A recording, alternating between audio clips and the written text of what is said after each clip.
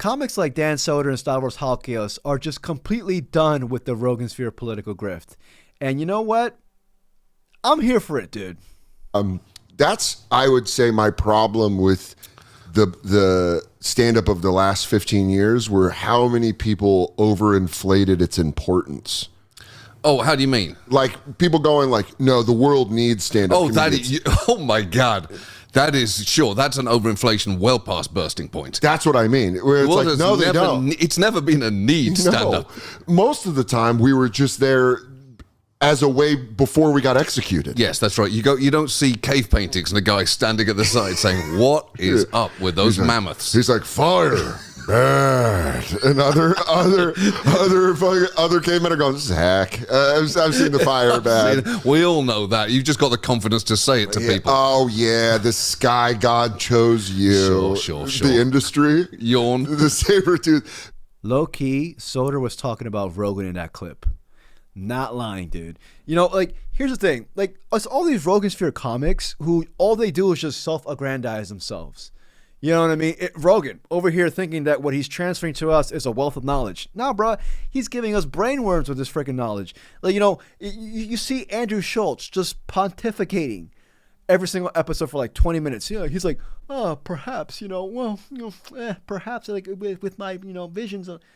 Over here thinking he's Doctor Strange, bruh. You know, you see Tim Dillon thinking that his word is bond, when in reality, Tim Dillon sold us out for a cold seafood tower last year. You know what I mean? And I love Tim. I really do like Tim. I think he's funny. But I don't trust him, you know? And it's not just those dudes. It's everybody else in the Rogansphere who just think they're hot shit, who think that they are superior than all of us pores, you know? But mind you, that was Soder in that clip. Humble, good dude, you hear the humility. Now, compare that to Rogan in this clip. Want to develop stand-up comedy, like real stand-up comedy, because I think it's a worthy art form. I think it's very valuable to people in terms of enjoyment and in terms of mental health and in terms of society. It's an important part of society. Like we were talking about at the Comedy Store the other night when we were doing the thing. It's like there's not that many of us. Yeah. There might be 1,000 of us on the planet out of 7 billion people. Maybe way less. It's vast and it's also small because there's so few of us. And worldwide, we were talking about this the other day. There's maybe 500 of us on the planet. You know, you got to be real generous and say 500 because it's really probably about 250. Right. But legit comics, guys you want to hang out with, guys who are fun. Guys who your number's going down. The number's going down. Your number's going down. Guys you'd recommend, leave your house, get a babysitter. The number's going down. It's not a lot of people.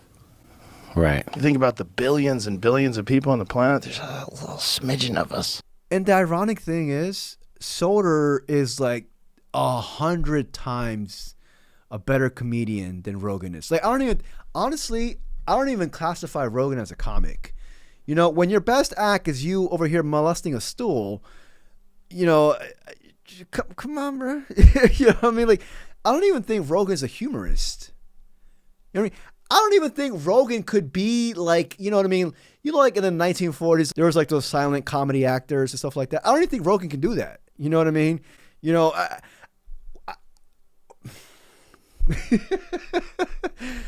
See, when I think about Rogan sometimes, like sometimes I have to refrain myself from just yelling at the top of my lungs. I have an upstairs neighbor right now who's probably sleeping, and I'll be a dick if I'm over here yelling. You know what I mean? I just can't.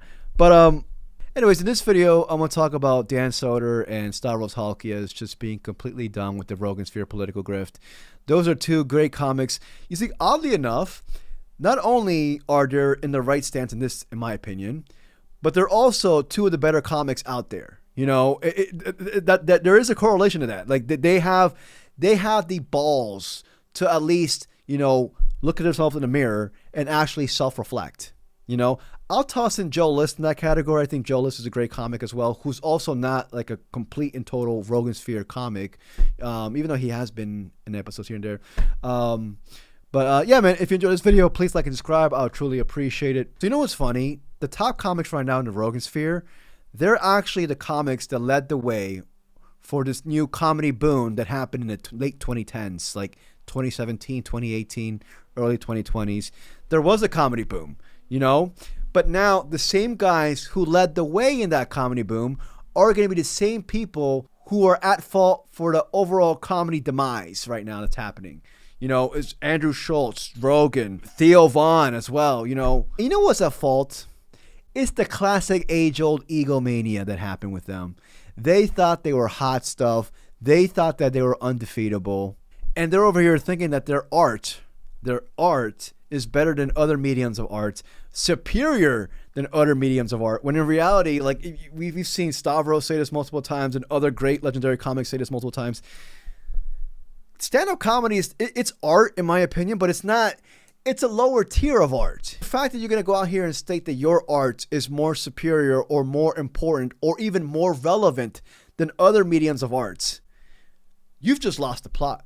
Hope for in the way of justice. It felt like that was the most justice you could hope for. Yes. A stain. Yes. Even if it wasn't going to be a legal process, you were going to be stained by it. I think we're going to be going through that a bunch with this administration and what they're doing. What a stain is going to have to follow some of these people for what they're doing for the rest of their life. Can I because just the tell justice you, system won't catch up to them. You're absolutely correct that the justice system won't. Where I have to individually take responsibility is just hope that in 2 years my career isn't going so poorly that Caroline Levitt's sitting there and I'm going, yeah, it is a bunch of bullshit. You know what I mean? And talking to Mike going, clip that. That was real good. That was real good when I said that Vanity Fair piece was bullshit. You know what I mean? Like, can I tell you that's where my worry is? It's not even on the justice the system. algorithm likes it when you carry water for the Trump administration. Not who are we to argue with it? John, the views are through the roof. Yeah. But it's like, there's a part of me that, like, that's what I fear. Is that, like, oh, God, I hope I can fucking dig my, you know, because everything gets turned around and these people do try to go, like, You don't genuinely fear that. No, that's 100% a joke. Yes, that's right. There can't be any part of your moral compass which I genuinely try to hope I won't spit on these people. Like, it's, you know what I mean? Like, there are people that I watch that make me so angry that I go, I know you don't mean this. I think we're starting to realize right now that comics are assholes. Like, they're all shitty assholes.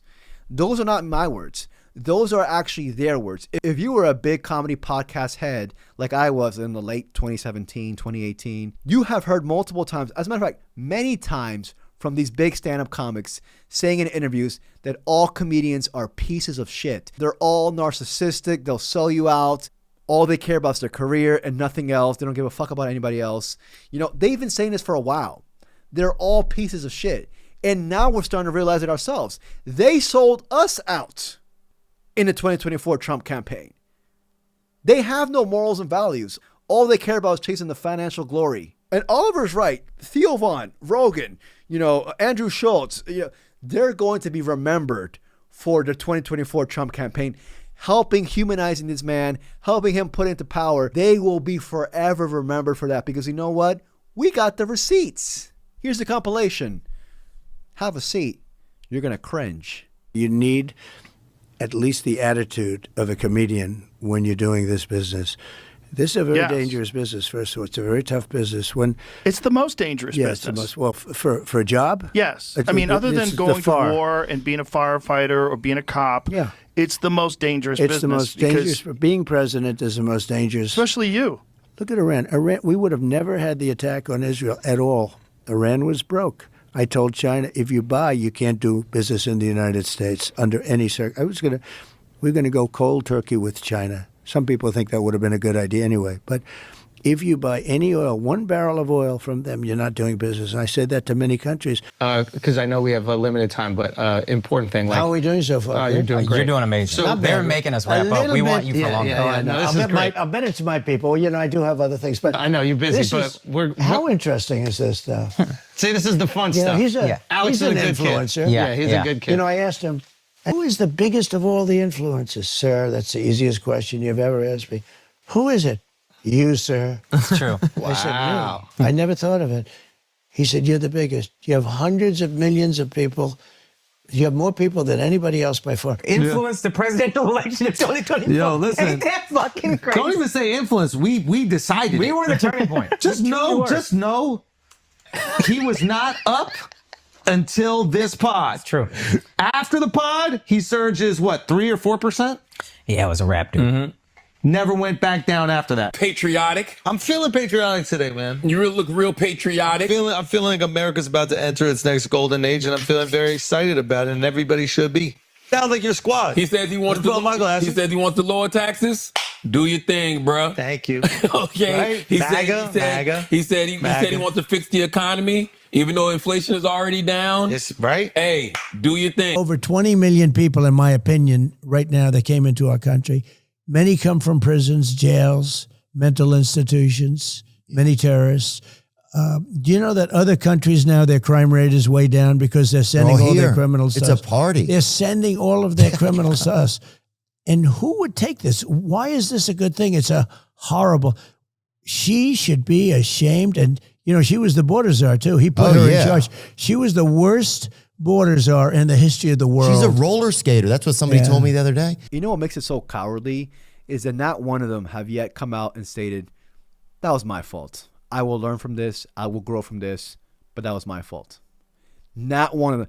As a matter of fact, Andrew Schultz has even mocked at people who want him to apologize to us. Joe Rogan has defended the Trump admin for the past, 14 months now already? Theo Vaughn's over here fence-sitting the entire time still. Even Tim Dillon as well. And I'm just like, where's your integrity, man? Like, we're living through historic times right now. You're going to be remembered for this. Where's your integrity? Comedy's gotten to the point, we'll move on because I hate talking about comedy, but it's like people don't care about being funny. They care about being successful and being rich. Yeah. And so a lot of them see it as a smart market play. No doubt. There's a big market to conservatives who want to shit on immigrants and shit on trans people. Yeah. So and I don't have the jokes to just be funny. Right. So why don't I make that pivot? Yeah. And the same guys who were sucking Trump off, maybe they weren't huge supporters of his politics, but they saw it as an opportunity to court his fan base, and they put that over. It's so pathetic to be a freedom of speech guy and then be like, well, I support Trump. It's like, are you a fucking moron? Yeah. Just because you'll be able to say the N-word and you'll be able to say like he's talking about jailing journalists. That's not freedom. We don't matter. Yeah. Comedians really think we matter. Yeah. And we don't Facts. at all. We don't matter at all. It's dude. true. It's like true. journalism matters so much more. And like, look what's happening in fucking CBS, where it's like, it's just that Barry Weiss is just basically doing Trump's, it's just become an arm of the Trump propaganda, but it's fucking pathetic. I completely agree with everything that Stav said there. Right now there's a massive audience for people who hate their guts, and rightfully so. But I like to think there's also a good audience of people who feel betrayed by them. There was a comedy boom in the late 2010s, like 2018, 2019. People turned to them for news and knowledge. And a lot of people right now feel betrayed by them, who are massive fans. Rightfully so. Like, I feel like they sold us out for their own financial gain. We're starting to see now that these guys never had an ounce of character to them. They never cared about the subject at hand. All they cared about is advancing their career, which makes them cowards. They're over here complaining to me about freedom of speech, yet Trump over here is doing his best to limit speech. Any sort of dissidence towards him will be muted. But yet they're telling me, these comics, that they're free speech warriors, that they're fighting for free speech with their stand-up comedy. Miss me with that. Even Andrew Schultz, who has Adderall cereal every morning, is over here realizing that, like, that there is no defending Trump now. Like, there's just nothing. Like, if you defend Trump in 2026, you have lost the plot and you should be launched to Mars. I'm sorry, dude. Anyways, I'm done. I just realized that I just did this whole podcast with AirPods on. Anyways, if you enjoyed this video, please like and subscribe. I truly appreciate it. Shout out to Stav and shout out to Soder, two good dudes. Again, it is not a coincidence that they're also great comics, but at the same time, they have character and integrity, and people can actually relate to them. Take care, everybody. Peace.